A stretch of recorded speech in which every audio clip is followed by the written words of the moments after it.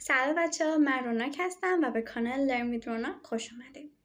میدونستی برای اینکه لیسنینگ تقویت بشه باید اول متن بخونی و تقلید بکنی.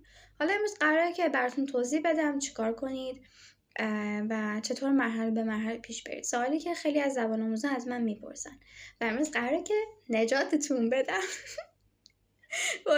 اینقدر ذوق دارم که اینا رو بهتون بگم که حد نداره. خب بچه اول از همه من میخوام تفاوت هیرینگ و لیسنینگ رو بهتون توضیح بدم.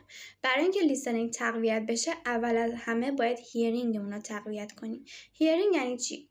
یعنی شنیدن متن بدون اینکه معنی رو بفهمیم، فقط برای اینکه ساختار رو درک کنیم و بتونیم بشنویم. یعنی وقتی اون کلمه رو شنیدیم یا وقتی که اون جمله رو شنیدیم ما تکرار میکنیم ولی نمیدونیم معنیش چیه.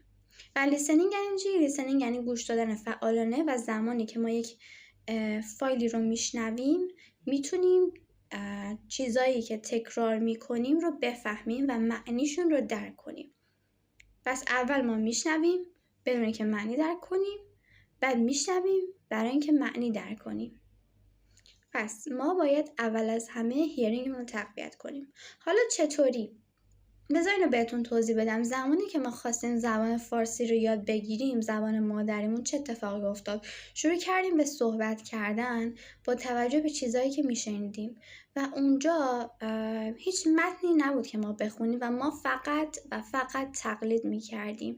حتی گاهن معنی ها رو هم متوجه نمیشدیم و خودتونم میبینید خیلی از بچه‌ها هستن که هر چیزی که شنیدن تکرار میکنن و حتی نمیدونن معنیش چیه. فقط تکرار میکنن. خیلی اوقات بچه ها حتی جمله رو هم نمیتونن کامل بکنن و فقط اون چیزایی که شنیدن رو میگن. ممکنه کم باشه، زیاد باشه، اولش از کلمه شروع میشه و حالا خیلی ها هستن که بچه ها رو اصلاح میکنن، در واقع همون پدر و مادر. ولی زمانی که ما خودمون داریم زبان میخونیم، اگر معلم نداشته باشیم که ما رو اصلاح کنه، خودمون باید به نوع خودمون اصلاح کنیم. حالا چیکار کنیم و به چه صورت هست؟ و یه چیز دیگه هم بهتون بگم، خیلی میگن که ما فقط باید گوش کنیم. گوش کن که لیسنینگ تقویت بشه، گوش کن که زبانت بهتر بشه. این گوش دادن تنها زمانی که ما آگاه نیستیم که چطور مرحله به مرحله انجام بشه و توی هر مرحله چیکار کنیم، کاملا اشتباه، گمراه کننده است و اینکه خیلی هم کنده.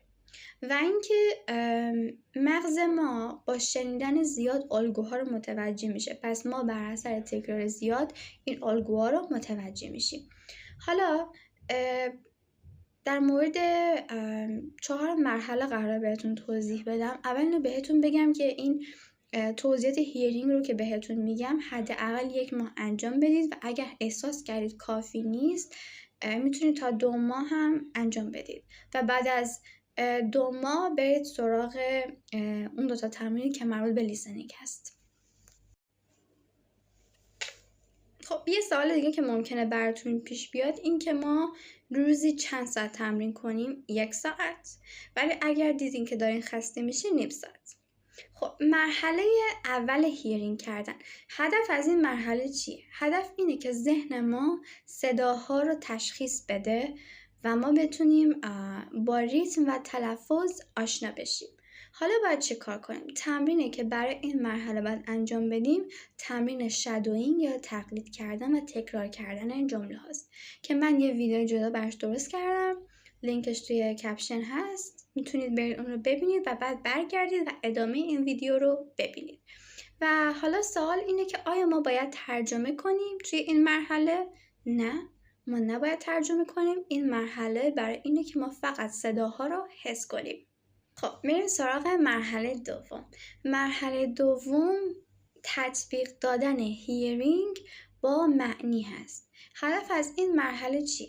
هدف اینه که مغز ما بفهمه فلان صدا برای فلان کلمه است. پس شما کاری که باید انجام بدین، یک متن رو آماده میکنید که فایل صوتی داشته باشه یا یه سری جمله آماده میکنید که اونها هم باید فایل صوتی داشته باشن. متن رو میذارید جلوتون، ترجمه نمیکنید متن رو، فایل صوتی رو پلی میکنید و همزمان که فایل صوتی داره پلی میشه شما باید متن رو نگاه کنید و بازم ترجمه نمی کنید. فقط زمانی ترجمه می کنید که جمله اول تمام میشه و این ترجمه کردن باید یه ترجمه کردن خیلی کلی باشه. پس جمله اول تمام شد، من زمانی که متن نگاه میکردم داشتم فایل گوش میدادم، الان جمله رو ترجمه میکنم برای اینکه به صورت کلی بفهمم در مورد چیه. بعد جمله دوم پلی میشه، همزمان که جمله دوم توی فایل صوتی پلی میشه من دارم جمله دوم رو میخونم و بعد از اینکه جمله دوم تمام شد دوباره فایل صوتی رو استاپ میکنیم و ترجمه کلی انجام میدیم که برای اینکه معنی رو متوجه بشیم و این رو برای بقیه جمله هم انجام میدیم و این ترجمه کردن برای اینکه ما بفهمیم بعد از شنیدن آیا مثلا جمله رو درست متوجه شدیم یا نه، چون معمولا وقتی یه چیزی رو میشنویم یا میخونیم میتونیم یه سری حدس ها بزنیم. برای زمانی که ما داریم متن رو گوش میکنیم نباید ترجمه کنیم، پس ترجمه کردن یادتون نره بعد از گوش دادن هست. بچه ها مرحله سوم و چهارممون که اینا رو توی قسمت بعدی میگم، منتظر ویدیو بعدی باشید. امیدوارم که تا اینجا این ویدیو تونسته باشه بهتون کمک کنه. میدونم که قراره که کلی نتیجه خفن بگیرید. نتیجه گرفتین برام کامنت بذارید، لایک و سابسکرایب هم یادتون نره. بای.